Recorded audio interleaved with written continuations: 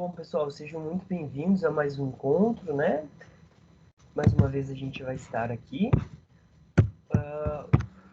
Hoje a gente vai fazer uma introspecção, só que a gente vai fazer o mantra do Buda Shakyamuni. Então, de uma certa forma, é uma coisa simples, né? É um mantra onde a gente se conecta com isso que a gente vai aprender. E o mantra também, ele tem ele tem várias funções, né? Mas principalmente, uma das funções que ele nos ajuda é a sair dos pensamentos, vamos dizer assim, normais que a gente tá, e a gente se conectar, né?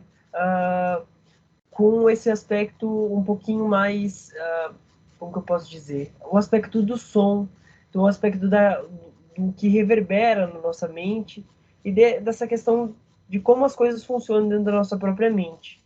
Então, a recitação de mantra vai ser muito simples, tá? E o que que a gente precisa começar? Sentando de uma maneira confortável, né? Se você estiver numa cadeira, sempre deixar os pés no chão, então, apoiar os pés no chão de uma maneira confortável.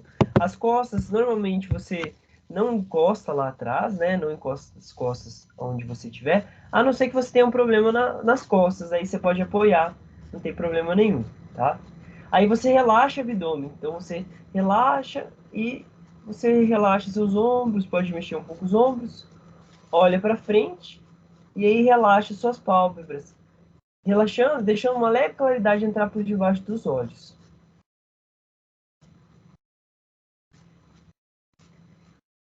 E aí traz sua língua no final do céu da boca, dos dentes da frente, né? No final do dente da frente, no céu da boca.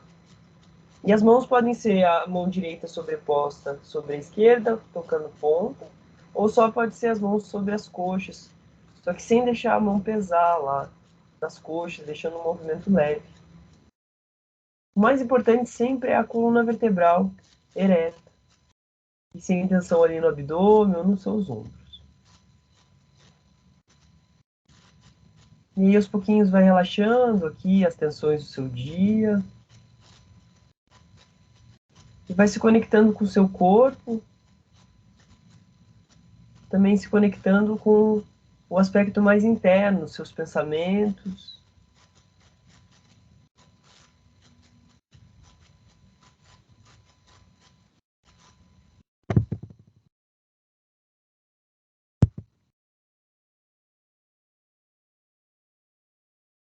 Relaxa o abdômen, relaxa os ombros, a mandíbula, a língua.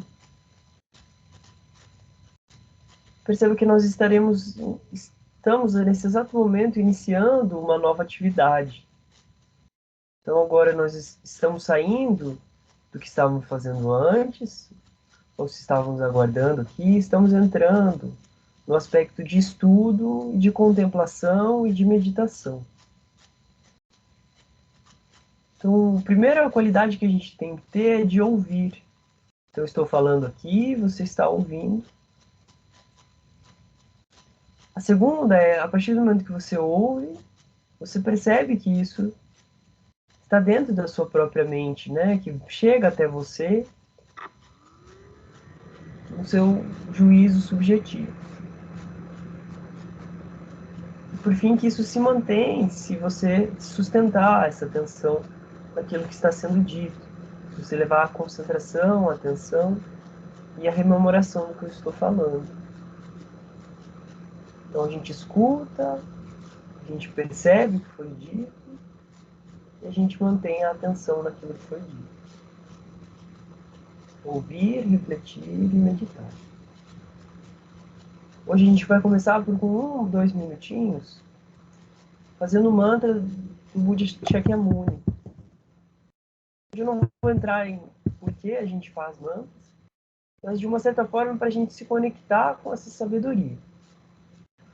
O mantra é Om Muni Muni Mahamunaye Svaha. Então, repita mentalmente comigo. Om Muni Muni Mahamunaye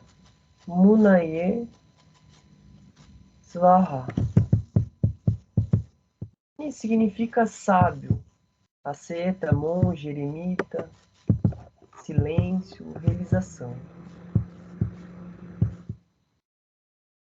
Maha é a grande realização. Ser Muni significa a compreensão da verdade do sofrimento. Muni significa a realização da verdade da causa do sofrimento.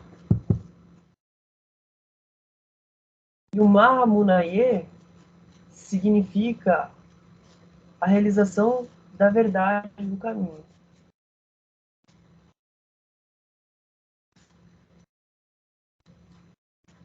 E Mahasamunaye significa a grande e completa realização da verdade da cessação do sofrimento. E a palavra Samkhya Buddhi significa completo e correto despertar. Quanto a palavra Svaha significa o cultivo e a permanência nas causas e condições que possibilitam as 4 realizações referidas pelo mantra. Pois isso vocês podem ler no livro, que vai ficar um pouquinho mais fácil de entender. Agora a gente vai fazer juntos algumas vezes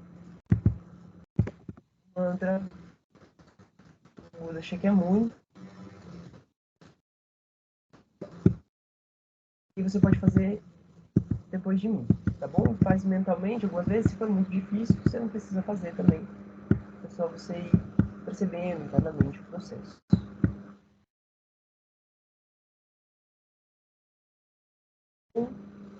Muni, Muni, Maha, Munaye, Samkhya,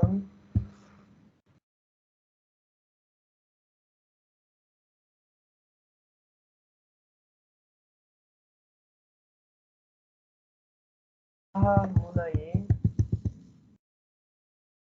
Naksam,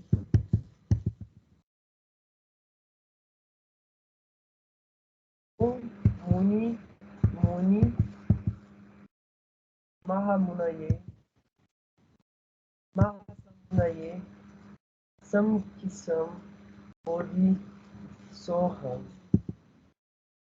Om Muni Muni Mahamunaye Mahasamunaye Samkhya Bodhi Soha. Om Muni Muni Mahamunaye Mahasamunaye Samkhya Bodhi Soha. Om Muni Muni Mahamunaye Mahasamunaye Samkhya Bodhi Swaha. Disso, visualize na sua frente, pode ser uma imagem dourada, né? Um centro de luz dourado, ou para aqueles que já conseguem visualizar, pode ser a visualização do próprio Buda Shakyamuni, sentado sobre um trono sustentado por leões, 4 leões ou 8 leões sustentando, lótus, um disco de lua, um disco de sol, e ele está sentado ali. Ou se não, só imagine aquilo que é o seu referencial como caminho, o referencial de que você tem, te ajuda a trilhar seu próprio caminho, não para que você se transforme no que aquela pessoa, aquele ser foi, mas para que você tenha as mesmas qualidades que esse ou essa pessoa, esse ser. Aqueles que quiserem fazer junto comigo, tomar refúgio, podem tomar, os demais podem tomar refúgio dentro dessa imagem, naquilo que você acredita, ou fazer conforme a sua fé. 2 vezes em português, 1 vez em tibetano. Busque refúgio até realizar o completo despertar, no Buda, no Dharma e na Sangha, pela prática da generosidade e demais superações, posso realizar o completo despertar para iniciar o benefício de todos os seres sencientes. Busque refúgio até realizar o completo despertar, no Buda, no Dharma e na Sangha, pela prática da generosidade e demais superações, posso realizar o completo despertar para o benefício de todos os seres sencientes.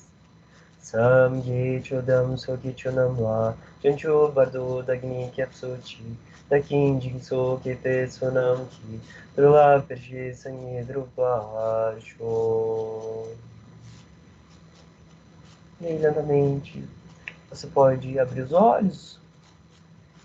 E aqui é muito importante a gente entender que uma das questões importantes, né, dentro do Buda, do budismo, o que determina que você é um budista ou não, é você tomar refúgio, né? E tomar refúgio, fazer essa parte, essa primeira movimentação, ela é super importante, super simbólica. Por quê? Porque a gente diz que a gente vai tomar refúgio até realizar o completo despertar. O completo despertar do quê? O completo despertar desse sonho. O completo despertar dessa ilusão de sofrimento que a gente vive. Dessa identificação que a gente tem com o sofrimento. Então, até que a gente cesse essa identificação com o sofrimento, até que a gente cesse a causa desses sofrimentos e realize o estado de Buda, nós tomamos refúgio no Buda. Então, nós levamos refúgio nesse que nos deu os ensinamentos. Então, nós fazemos esse mantra, por exemplo, né, que a gente fez antes, para realizar a mesma coisa que o Buda realizou e que é o nosso pleno potencial. Nós tomamos refúgio no Dharma. O Dharma significa esses ensinamentos que nós vamos, que levam ao estado de Buda. Então, o Dharma é as causas que levam até o estado de Buda, que levam qualquer pessoa ao estado de Buda. E por fim, as sanghas são aqueles que sustentam as realizações. São aqueles que sustentam o Dharma, que praticam o Dharma e estão na corrente para se tornarem Budas. Então, de uma certa forma, nós tomamos refúgio em algo externo, no primeiro momento, né, no Buda, como a gente tem aqui, os Budas externos, vamos dizer assim, mas a gente também toma no aspecto interno do nosso pleno potencial. O verdadeiro refúgio é o Dharma, que é aquilo que a gente aplica, é aquilo que a gente tira daqui e a gente aplica no nosso dia a dia. É aquilo que o Lama Yeshe está falando para a gente leva depois daqui e a gente acaba praticando isso.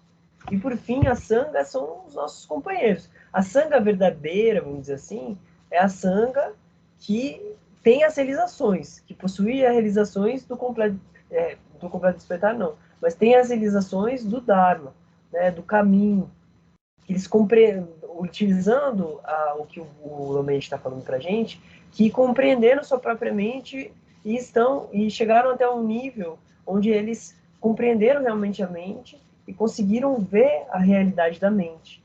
Então, a partir desse momento, eles são considerados a sangha, mas a gente pode também falar de uma sangha que são os nossos companheiros, as pessoas que nos ajudam a praticar e que nos mantêm no caminho, né? Então, de uma certa forma, nós também somos um tipo de sangha, né? Porque senão não haveria. Todos nós temos potencial de Budas, todos estamos praticando o Dharma, todos somos partes da sangha, tá? E aí, como que a gente faz isso, né? Aí a gente coloca uma coisa que é bem importante, que é o que a gente estava trabalhando aqui agora, sobre a questão de causa e efeito. Então, que nada surge, o pensamento não surge do nada, né? A nossa mente não surge do nada. Então, ó, pela prática da generosidade, né? Pela prática da generosidade e das demais superações. Ficou melhor agora, Sandra? Para ver? Melhor, né? Então, pela prática da generosidade, ele está falando aqui e superações. São 6 superações que a gente tem e a gente vai trabalhar mais para frente. Superações do quê? Superações do medo. Superações da ignorância. Superações que vão além do sofrimento. Então, são práticas da generosidade. Depois da generosidade, existem mais outras 5 que a gente vai trabalhar, essas superações, né? A gente praticando elas. Por exemplo, vocês estão praticando a generosidade de escutar, de me escutar, né? Vocês estão acumulando essa prática, vocês estão fazendo isso, que é uma superação que leva para além do estado que a gente está, para além do sofrimento. Por conta dessa causa, possa eu, né, eu no sentido, cada um de nós, realizar o completo despertar. Mas por que que eu quero realizar o completo despertar? Para o benefício de todos os seres sencientes. Então, eu estou fazendo isso porque eu estou vendo que eu estou sofrendo, mas essa não é só a minha condição. Então, a gente começa a estudar o Dharma, a gente está aqui corrigindo a nossa motivação, e é por isso que a gente sempre começa tomando refúgio. Corrigindo nossa motivação no sentido do quê? Eu estou estudando isso, estou praticando a generosidade de escutar, por exemplo, né, de ter paciência aqui também, que é uma outra generosidade, né, que é ter paciência comigo para ver se vocês entendem alguma coisa, e nesse sentido assim. Para quê? Para beneficiar todos os seres, para a gente conseguir atingir o estado de Buda, que é o nosso pleno potencial, para que dessa forma a gente realmente seja de efetivamente ensinar os outros a também saírem do seu sofrimento. Tá bom? Alguém deu para entender um pouquinho? Ficou um pouquinho mais claro por que a gente faz isso?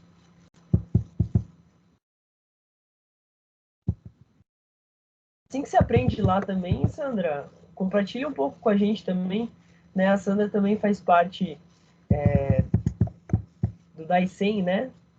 Se eu não me engano. Se você quiser compartilhar um pouquinho, se você já teve alguma coisa sobre a questão do refúgio, acho que seria interessante, se você quiser, né, Sandra? Um pouquinho o que você aprendeu lá.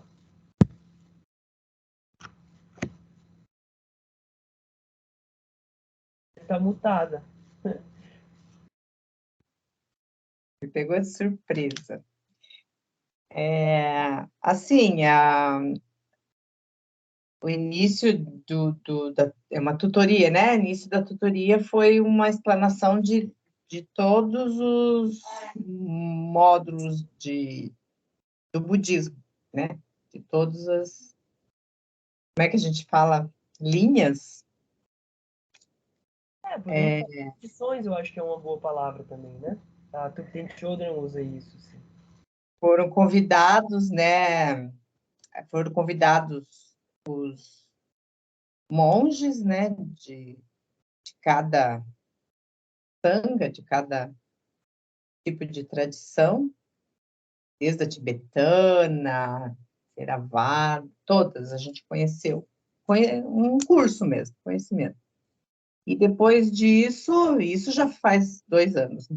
Depois disso, cada semana é um tema com perguntas e respostas. Alguém coloca lá uma questão, uma pergunta, para o monge falar sobre aquilo dentro do Zen, dentro de como o Zen pode explicar aquela da forma, né, do Zen, como se manifestar, se portar, né, diante dos ensinamentos do Zen. A princípio é isso que eu posso dizer. Então, a semana é mais um tema específico com relação ao refúgio. Você lembra de alguma coisa? ao refúgio. Isso. É mais específico do refúgio.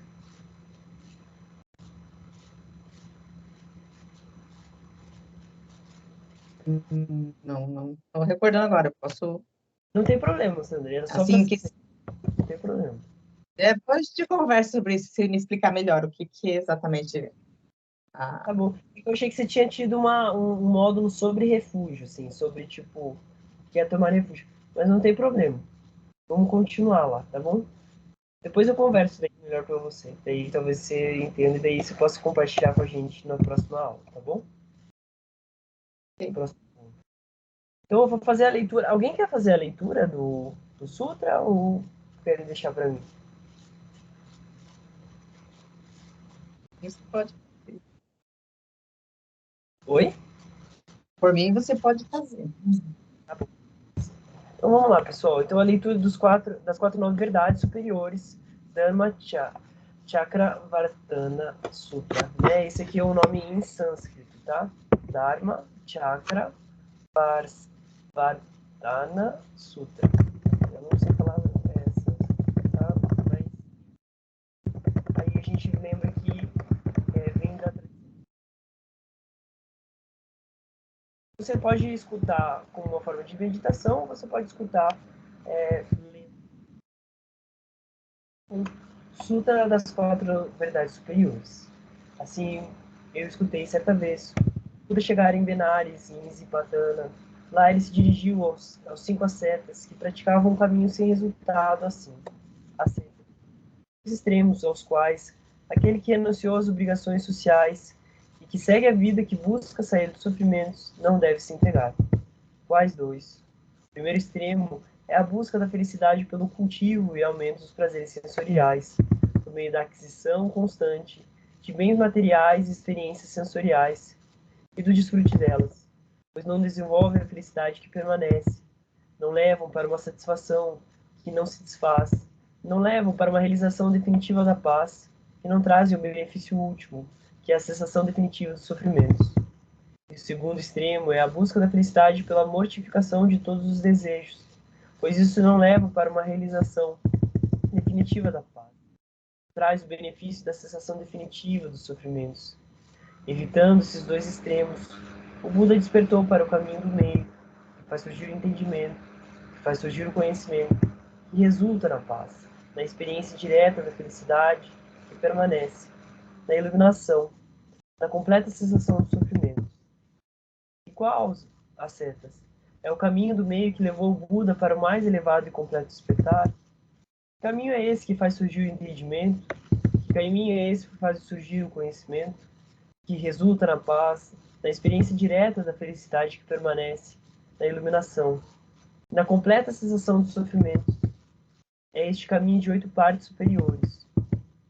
Entendimento correto, pensamento correto, que resultam na renúncia ao egoísmo, na bondade e na não violência. A linguagem correta, a ação correta e o modo de vida correto, que resultam na conduta moral e ética corretas. O esforço correto, que resulta na permanência das causas da felicidade e bem-estar. A atenção plena correta e a meditação correta, que resultam na cessação definitiva dos sofrimentos.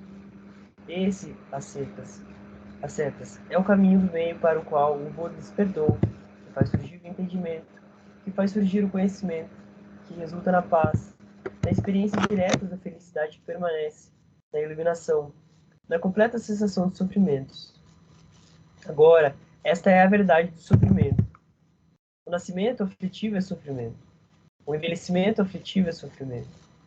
A enfermidade aflitiva é sofrimento. A morte aflitiva é sofrimento. Tristeza, lamentação, dor, angústia e desespero são sofrimentos. A união com aquilo que é desprazeroso é sofrimento. A separação daquilo que é prazeroso é sofrimento. Não obter o que se deseja é sofrimento. Em resumo, os 5 agregados condicionados pelo apego afetivo são sofrimentos. Agora, esta é a verdade da causa do sofrimento.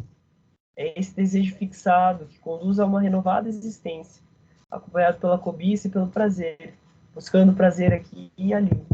Isto é, o desejo fixado pelos prazeres sensoriais, o desejo fixado na expectativa, que leva para a visão do eternalismo, e o apego e o desejo fixado em nenhuma expectativa, que leva para o aniquilacionismo.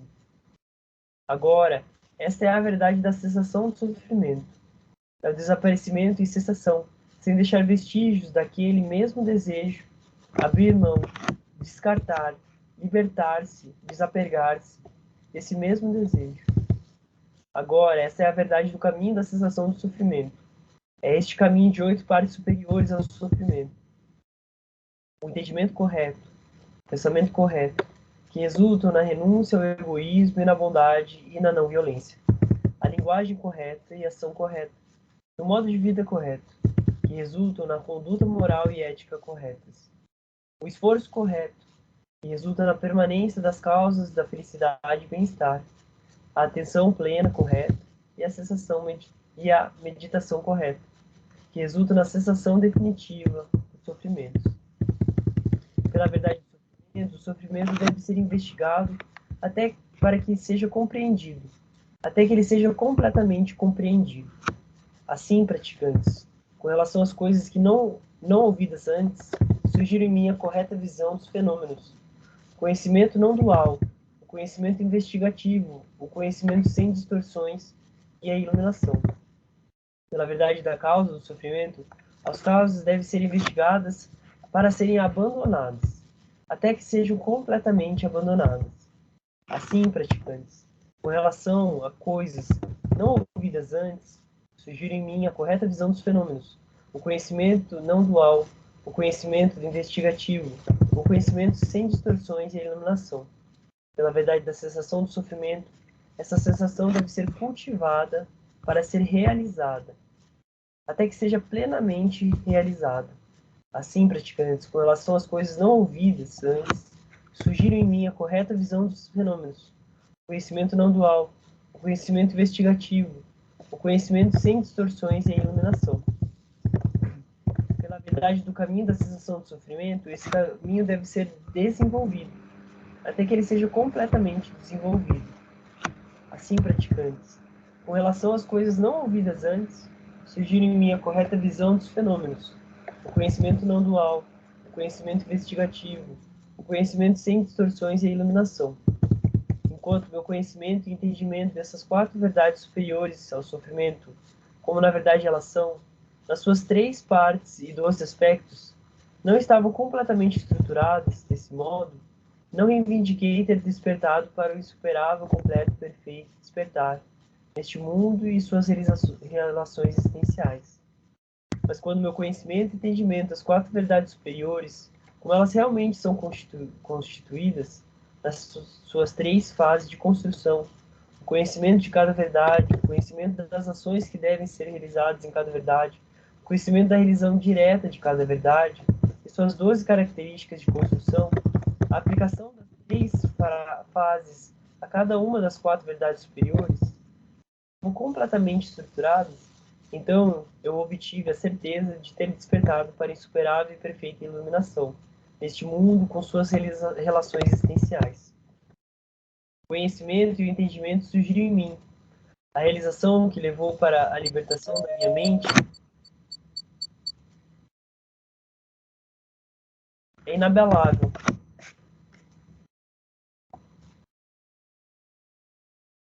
Encerrada está a minha vida no ciclo de sofrimento. Não há mais vir a ser na natureza do sofrimento. Isso foi o que o Buda disse.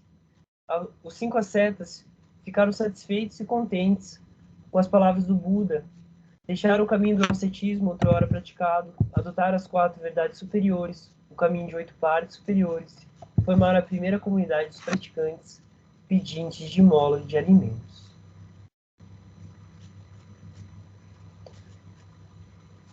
Maravilha, pessoal. Então, a partir de agora, a gente dá continuidade ao texto onde a gente estava lendo. Alguém quer fazer algum comentário sobre a última aula? Se você refletiu sobre alguma coisa que a gente conversou, né? Sobre principalmente questão de satisfação? Alguém quer compartilhar alguma coisa?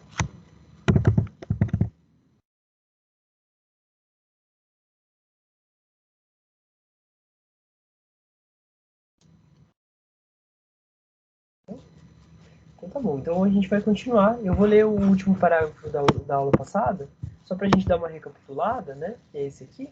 E depois continuar falando sobre, né? Então, o que é satisfação? Passar por tudo isso mentalmente e verificar é muito importante. Examinar sua vida desde a infância até o presente. Então foi algo que a gente propôs, né? Não sei se alguém chegou a fazer. Isso é a meditação analítica, né? Que a gente também está aprendendo o que é a meditação analítica e meditação concentrada. O foco dessa tradição é principalmente a meditação analítica, tá? A meditação analítica é fazer isso que ele fala aqui depois. Antes minha mente era assim, agora minha mente é de outra maneira. Ela mudou desse ou daquele jeito. Então, é investigar, é observar a nossa mente, né? É observar um objeto, que no caso o objeto que a gente está trabalhando é a nossa própria mente, e perceber o que? A mudança, a impermanência. Então, é isso que a gente está fazendo. Tá bom? Isso é uma meditação analítica, analisar, né? Diferente da meditação concentrativa que a gente fez no começo, de concentração, né, que foi a questão de fazer um mantra, tá bom? Então, daí ele continuou. Sua mente mudou tantas vezes, mas você chegou a alguma conclusão sobre o que realmente o faz feliz? Minha interpretação é que você está perdido.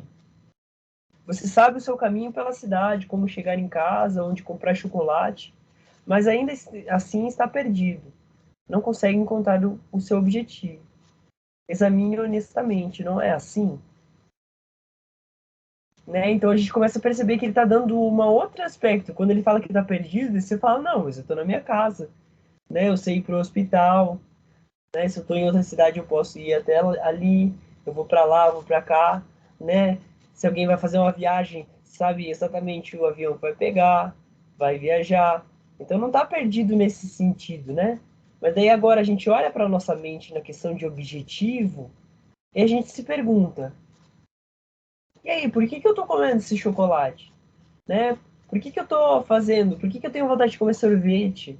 Né? Por que eu tenho vontade de fazer isso? Por que eu tenho vontade de fazer aquilo? E a gente normalmente não sabe responder. Pelo menos assim, antes de conhecer o Buda Dharma, eu não sabia. Eu ainda me encontro várias vezes perdido. Mas ao mesmo tempo, quando a gente começa a trilhar um caminho espiritual, a questionar isso, e isso já é muito importante, né? A perceber a nossa mente, e principalmente perceber onde a gente está. E o Buda, agora começando a aula de hoje, efetivamente. O Buda diz que tudo que você precisa saber é o que você é e como você existe. Não precisa acreditar em nada. Basta compreender sua mente. Como funciona? Como surge o apego e o Matheus. desejo? Oi. A gente já tinha lido? Oi. Oi, Sandra. Sandra? Não estou ouvindo. Oi? Travou?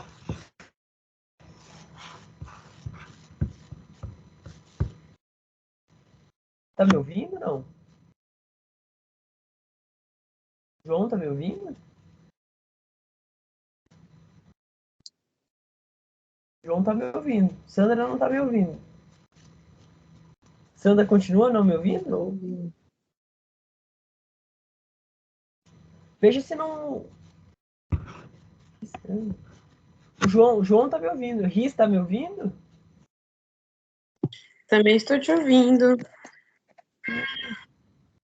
Acho que é o seu, Sandra. Alguém pode escrever para Sandra ali no chat, por favor? Para ela entrar e sair de novo?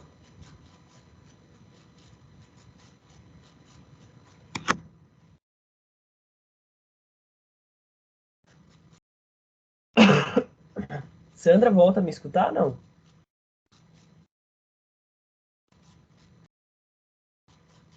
Eu não ouço. O pessoal tá me escutando.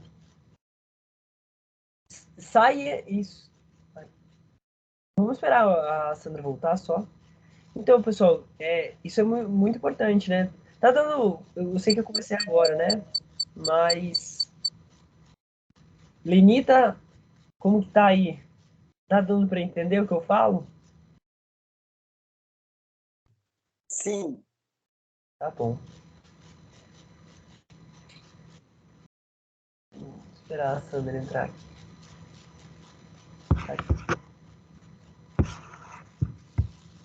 Deus, não sei, mas parece que alguém tá querendo aparecer na reunião, entrar na reunião.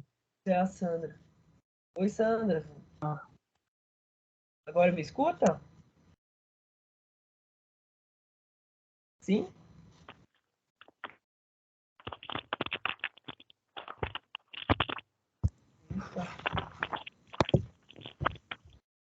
Sandra, me escuta?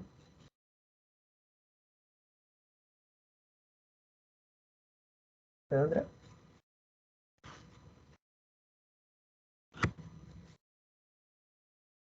Bom, eu vou dar continuidade, que daí depois qualquer coisa ela vai se ajeitando. Vamos lá. Então, não precisa acreditar em nada, basta compreender somente como funciona, basta conhecer a natureza de tudo isso. apenas isso pode trazer felicidade. Então, ele está apontando aqui que conhecer o apego, né? Conhecer e o desejo, como surge a ignorância. Então, é isso que a gente precisa saber, né? E de onde vêm as emoções. Então, parece uma coisa simples, né? Mas daí você vai ver que tudo isso é explicado pelo budismo, né? Quem já começou a ir um pouquinho mais, vai ver o tanto de coisas, o tanto de ensino, né? Eu tô indo para um curso, estou no terceiro ano de um curso de 6 anos. Né? O curso de Geshe, vamos dizer assim, hoje em dia, que é uma forma de um PhD, são 20 anos dentro da tradição tibetana. Né? Então, pensa, é bastante coisa para a gente aprender, só que não é só para a gente aprender, a gente precisa realizar. Né? E esse é uma grande questão. E 20 anos também não é o suficiente. Então, escutar essas aulas aqui não vai fazer a gente compreender tudo, mas a gente vai, pelo menos, estar caminhando para ganhar alguns insighs, tá bom? Aí, com esse conhecimento, sua vida muda por completo. O que era interpretado como horrível pode se tornar belo. Na verdade, foi aqui que a gente terminou a aula passada, tá? E aí, a gente entra aqui. Se eu dissesse que vivemos somente para comer chocolate e sorvete, você me consideraria louco. Não, não. Somente arrogante diria. Mas examine melhor o propósito da vida. Né? Essas são também questões muito importantes de serem feitas. Porque eu estou aqui, né, jogando mais para o pessoal. Para ser bem quisto,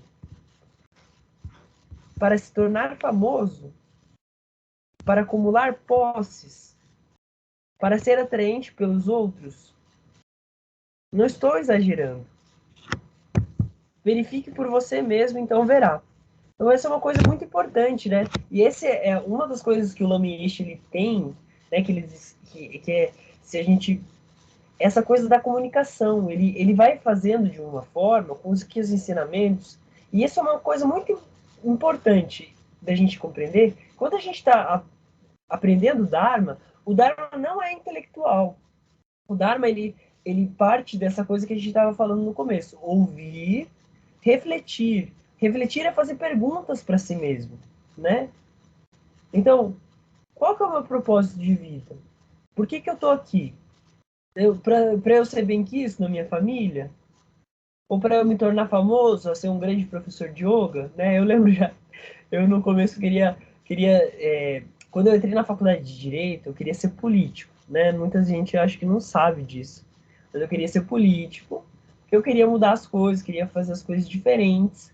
Mas eu percebia também que tinha um aspecto de querer ser visto, de querer ser, né, famoso, que as pessoas me respeitassem.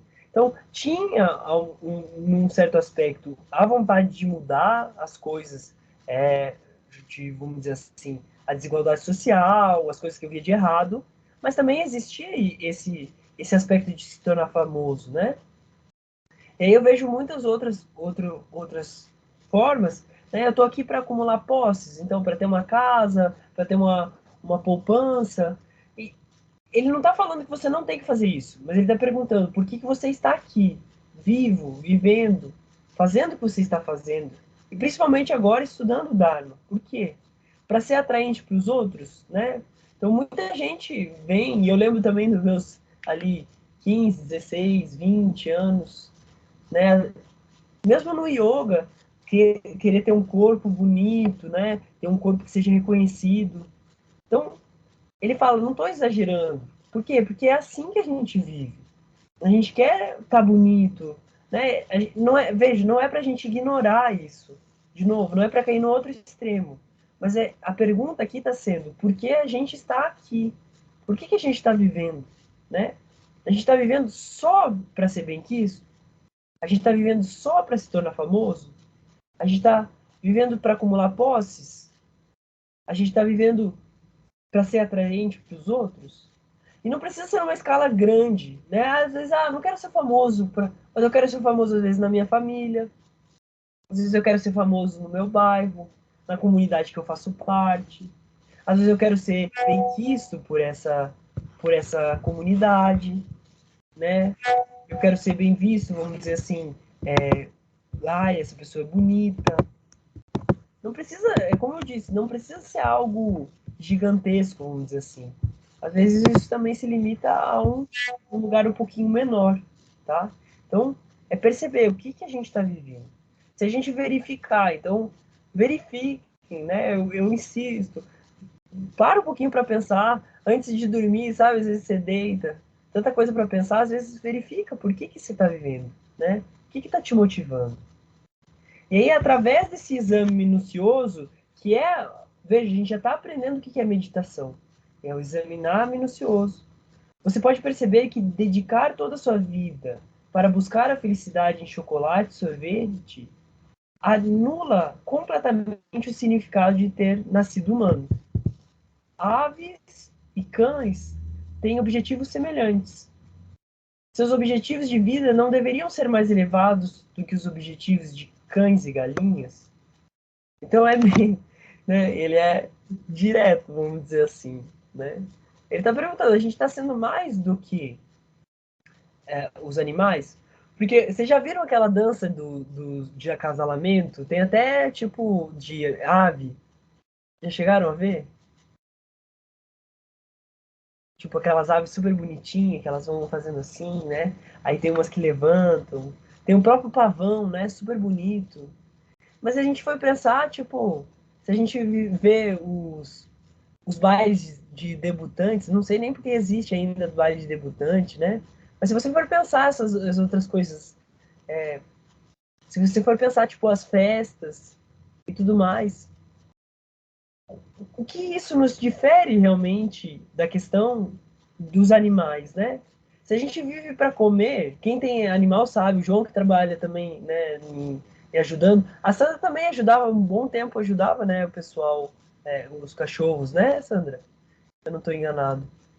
Mas, e aí, o que acontece é, a gente vê que eles estão sedentos sempre por comida, estão buscando isso, né?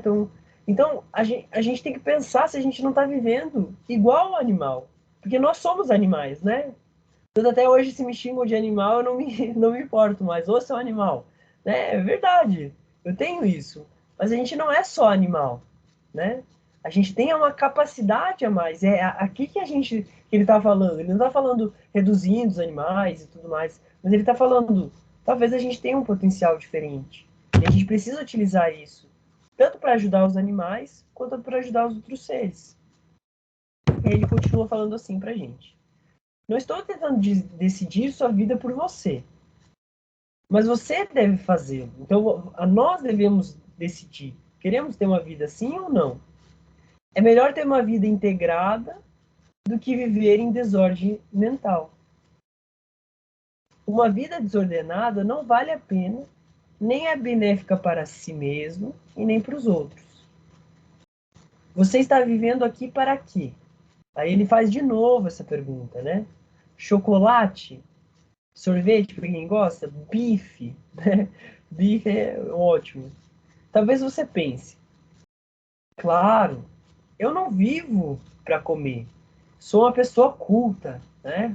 Eu não vivo, eu não sei vocês, mas eu não faço isso, né? Mas a cultura também vem da mente. Né? Olha o que ele está trazendo para a gente. Sem a mente, o que é a cultura? O que é a filosofia? O que é sem essa mente? A filosofia é apenas uma criação da mente de alguém. Alguns pensamentos colocados juntos numa determinada maneira e a gente fala: uau, nossa, que pessoa inteligente, nossa, né? Mas se a gente for ver, por trás dessa pessoa inteligente existe uma mente. Por trás dessa estruturação há uma mente. Não há doutrina do Buda, não há doutrina católica, apostólica dos apóstolos, né? Romana dos romanos, não há romanos, não há apóstolos, não há sem a mente, né? Não há matéria universitária, quem é da universidade, assim, né? Não tem. Então, por trás de tudo isso, todas essas coisas são criadas pela mente. Então, ele está mostrando que que existe uma base. E esse é o foco principal dentro do budismo, que ele está batendo. Quem já fez o último, né? O último livro, seja seu próprio terapeuta, ele fica lá, conheça sua própria mente, conheça sua própria mente. E ele vai repetindo várias vezes. E é esse cultivo que é o caminho, né? Que até ele fala lá que a verdade do caminho tem que ser cultivada, a gente tem que cultivar isso, né? Cultivar e trabalhando dessa forma. Por quê? Porque a gente vai trabalhar a mente. E aí, vou fazer só o último parágrafo aqui, para eles nos ajudar e a gente fazer sempre durante a semana, né? Como se deve analisar a mente. Então, uma vez que a gente está compreendendo que a mente é a base de tudo, como se deve analisar a mente? Essa é a pergunta que a gente faz para a gente. Aí a gente coloca assim: basta ver como ela percebe ou interpreta qualquer objeto que se apresente.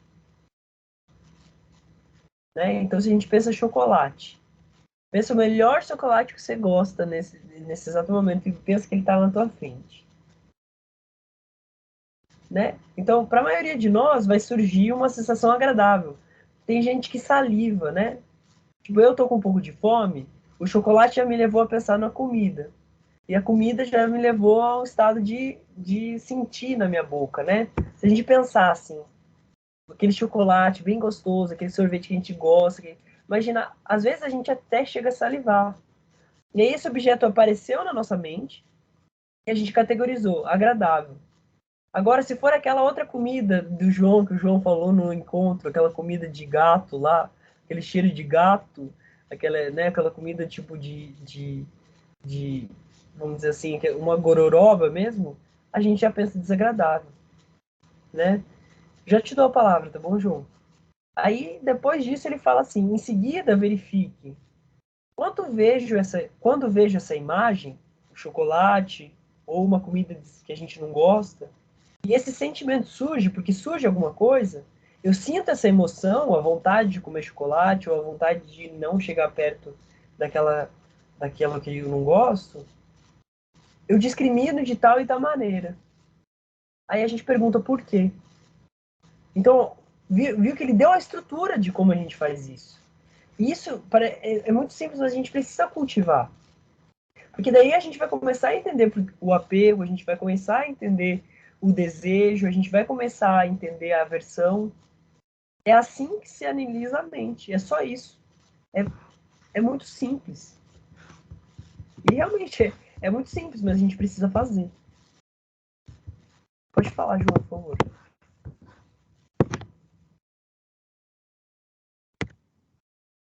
Sobre analisar a mente ali, só para acrescentar, assim, como se deve analisar a mente, aí você trouxe a questão de a gente imaginar a comida que nós mais gostamos na nossa frente. E aí é muito interessante porque a gente consegue observar essa questão da mente muito clara. Por exemplo, uma pessoa que tem alergia a amendoim, por exemplo, e a gente pensa numa comida mais gostosa. Talvez eu possa ter alergia a amendoim e minha mãe não. E ela pensa numa paçoca, para ela isso faz ela salivar, por exemplo. Para mim, quando eu penso numa paçoca, já me sufoca. Só de pensar na paçoca, me sufoca sabe, nas lembranças que me trazem aquilo ali. Então, é interessante ver isso também. Claro, tem a questão biológica, que o seu corpo não aceitar determinado alimento e tudo mais, ok, interessante, mas a gente pode ver essa questão da mente também, como a mente analisa esse objeto, né, o amendoim ali, a paçoca, enfim. É interessante falar sobre isso, eu acho muito, muito interessante, porque a gente consegue pegar, como diz, né, a mente no pulo, né, na hora que a gente observa essas nuances, a gente consegue perceber que nós somos diferentes, a gente consegue ainda, de combo, a gente ainda consegue perceber essas nuances da mente, né, com um objeto e diferentes formas de ver ele, né, isso é interessante. Muito legal. Mas isso que você trouxe é muito importante mesmo, João. Muito obrigado até por trazer. Porque daí a gente pensa, né? Eu gosto também, um exercício nisso é, depois que eu comi bastante chocolate, ou depois que eu comi bastante, eu penso na mesma comida depois. Né? Tipo, não é a mesma coisa. Não surge a mesma sensação. Então, né, a gente trabalhou isso bastante no último livro. Só que aqui é importante eu concordo com você, mas nesse momento, tipo, esse exercício que ele está dando, eu acho que isso que é interessante também, porque a gente levar para uma questão bem pessoal, tipo, compreender essa dinâmica mais, essa de quando eu vejo essa imagem, a imagem do chocolate, esse sentimento surge, então perceber que surge um sentimento, sinto tal emoção, uau, com vontade de comer um chocolate, já tô deixando todo mundo com vontade de comer chocolate, né? Quem gosta de chocolate, né? Como o João falou. Eu discrimino de tal e tal maneira. Por quê? Aí eu pergunto por quê? Por que que eu gosto, né? Porque é muito doido isso, né, João, que você trouxe, porque às vezes a pessoa é alérgica a amendoim e mesmo assim ela gosta, né? Eu acho isso que é difícil também. Pensa, uma pessoa, ela tá ali, ela gosta, mas ela não pode.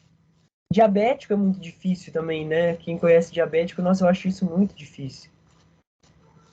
Que é nesse ponto de quero, mas não posso, né? Então, mas por que que surge assim? Essa é a grande questão. E para isso a gente precisa analisar. E daí a gente vai compreendendo como que isso funciona. E aí faz isso e depois faz o que o João fez. Eu acho que o João falou complementa. Faz, tá, eu gosto disso porque o chocolate é gostoso. Tá, mas tem gente que não gosta de chocolate. Então por que que eu gosto? Né? Eu acho que isso que você trouxe complementa nesse lugar. Por que que eu gosto? Ah, é porque eu sinto prazer quando eu como?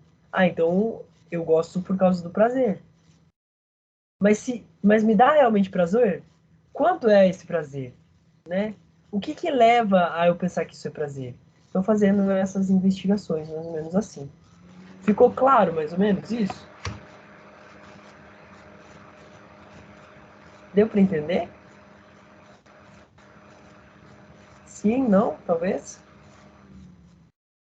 Lenitas, entendeu? Quer dizer, que você me dá um aval. Se você compreendeu, quer dizer que estava mais tranquilo. Sim, com Mas, certeza. Cris, tudo bem?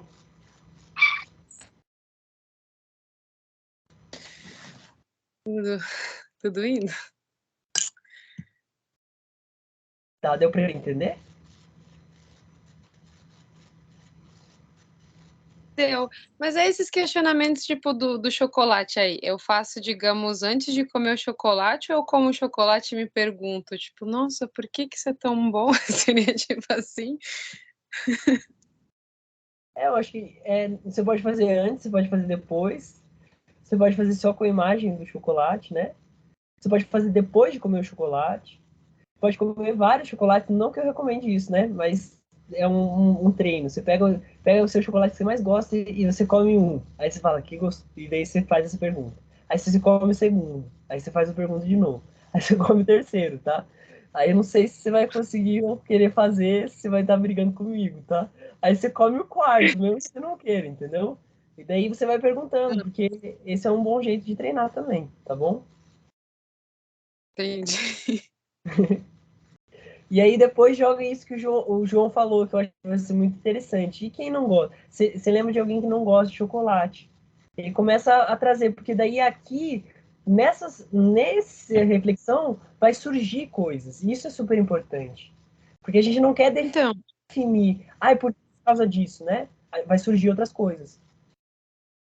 o que me surgiu é que, digamos assim, eu gosto muito de chocolate, tem momentos que eu como pra caramba, mas aí começa a surgir umas espinhas, assim, umas bolinhas na minha cara, né? Por conta de que é muito doce que eu tô comendo. Então, isso já é um ponto ruim de comer chocolate demais. Eu tenho que me dosar, enfim, né? Com menos chocolate. E aí, de novo, a pergunta mais enfocada é por que que você sente isso, né? Por que os sentimentos surgem agradável? Porque mesmo tendo espinhas, né, ou questões desconfortáveis, por que ainda ele surge agradável? Entende? A gente tá indo um pouquinho mais, a gente está entrando um pouquinho mais no chocolate, saindo do chocolate prazer, mas entrando mais.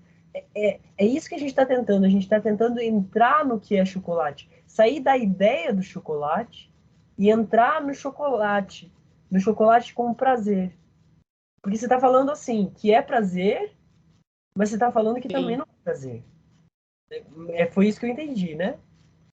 Sim, que no instante que eu estou comendo ele é prazeroso, mas depois, se eu como demais e vivo muito nesse prazer, ele começa a dar desgosto. Ele começa a dar desgosto. E aí, para finalizar a aula de hoje, a gente vai falar sobre uma questão que é a verdade do sofrimento, né?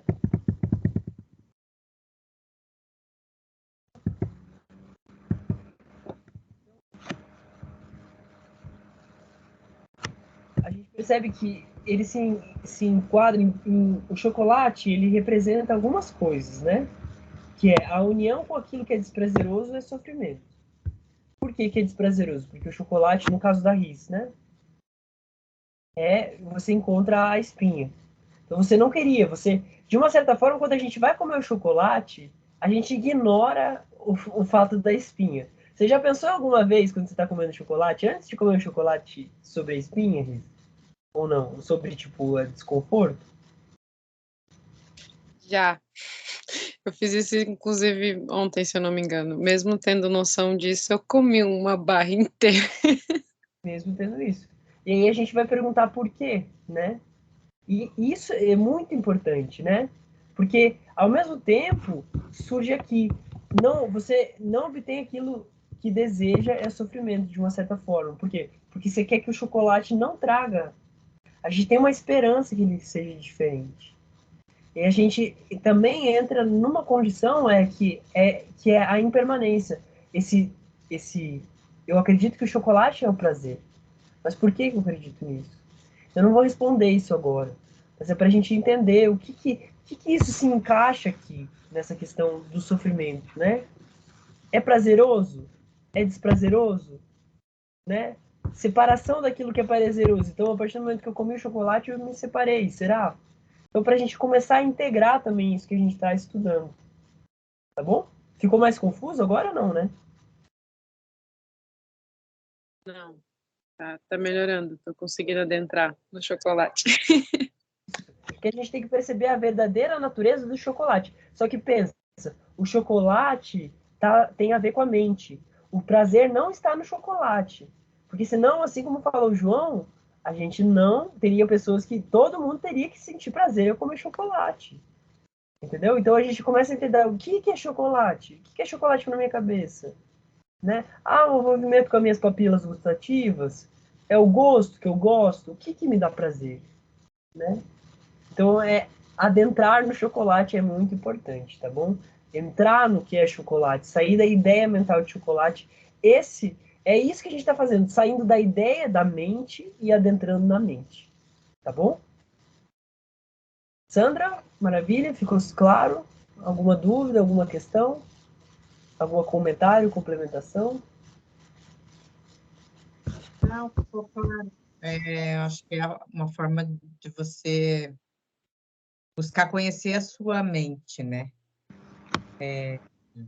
Analisar daquilo que você tem prazer e se realmente você precisa disso, né? Do chocolate, no caso. Eu preciso disso, se isso me faz mal, eu preciso disso. E eu associei isso com o que a vida e o mundão oferece, né, pra gente. Coisas que você não precisa e que você busca por prazer. Então, acho que é mais ou menos por aí, né? Mesmo. Então, é perguntar por quê? Por que me oferece e eu quero, né? E num primeiro momento não é negar, né? Porque não é cair nos dois extremos, porque a tendência da nossa mente então eu não vou consumir mais nada. Eu não vou comer mais nenhum chocolate. Aí passa 2 semanas, tá lá você, putz, por 2 semanas não, 2 horas, né? Tá lá você, tipo, ixi, chocolate, eu comi, né? Então a gente acaba se decepcionando. E o primeiro momento é analisar, é isso que a gente precisa. Adentrar na questão e não querer, tipo, superar sem entender. Por isso que o primeiro caminho, o óctuplo, lá é o entendimento correto. É o primeiro, né? É uma ordem. E o primeiro deles é o entendimento correto. O Buda não colocou lá do nada, né? Então o caminho é entendimento. E a gente está fazendo o quê? Entendendo. entendendo a verdade da mente, entendendo a verdade de como funciona, entendendo a verdade do chocolate nesse sentido, ou de qualquer outro tipo de prazer. Joia, gente? Obrigado pela presença de vocês. Né? A gente vai dedicar aqui a prática de hoje ao benefício de todos os seres, porque é para isso que a gente está aqui, né? É isso que a gente realmente se dedica. Agradeço mais uma vez a atenção de todos vocês, a paciência comigo, né? Realmente são muito generosos de estarem aqui mais uma noite, isso me motiva bastante, né? E espero que a gente continue criando causas, né? Porque tudo são causas e condições. Então a gente cria causas para a nossa própria iluminação. Então isso que a gente acabou de fazer agora, que seja causa para que a gente atinja o estado de completa iluminação, que é vazio por si só. Ele não existe por si mesmo, assim como o prazer do chocolate não existe por si mesmo. Ele depende da mente, e a mente depende de várias outras questões para funcionar. Ao mesmo tempo que a gente possa liderar todos os seres que não existem também de seu próprio lado, a esse mesmo estado de iluminação. E a suprema joia da Bodhicitta, a compaixão amorosa, que não surgiu, surge e cresça, e aquela que já surgiu possa nunca diminuir, mas aumentar cada vez mais. Que a suprema joia da compreensão da vaziedade, a sabedoria, que ainda não surgiu, surge e cresça, e aquela que já surgiu possa nunca diminuir, mas aumentar cada vez mais. Que as nossas ações nunca causem nem mesmo o menor dos males a qualquer ser senciente, que ao contrário estragam somente os maiores benefícios. Qual é a vida de felicidade e sofrimento que a gente vive em si, traga unicamente o maior benefício aos outros, fazendo alcançar a iluminação o mais rapidamente possível. Que a vida dos gurus, mestres e praticantes seja longa e estável, que nós nunca sejamos separados desse magnífico e completo caminho que leva à iluminação. Que todos os seres também possam encontrar esse caminho em todas as suas vidas. Muito obrigado, gente. Muita paz. E a gente se vê na semana que vem. Boa noite. Tchau, tchau. Tchau.